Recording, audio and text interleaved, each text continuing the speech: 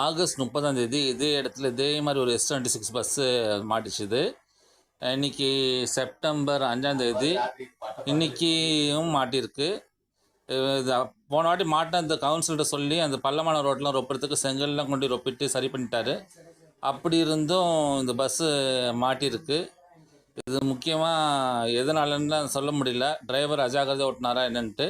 அவர் அதுக்கு வாக்குமூலம் கொடுப்பாரு. அதையும் நீங்கள் பாருங்கள். இந்த ரோட்டில் சின்ன ரோடு, அவ்வளோ டிராஃபிக்கான ரோடு, ஓட்டும்போது நிதானமாக இருக்கணும். ஒரு ரோடு ஒர்க் நடக்கும்போது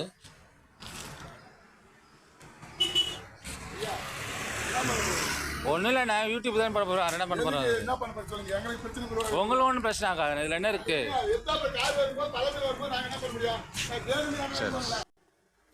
கேட்டுக்கிட்டிங்களா டிரைவர் என்ன சொன்னாருன்னு சொல்லிக்கிட்டு. இப்போ இந்த சின்ன ரோட்டில் ஓட்டும்போது அவர் பொறுப்பாக இருந்து பண்ண இந்த பிரச்சனை வந்துருக்காது.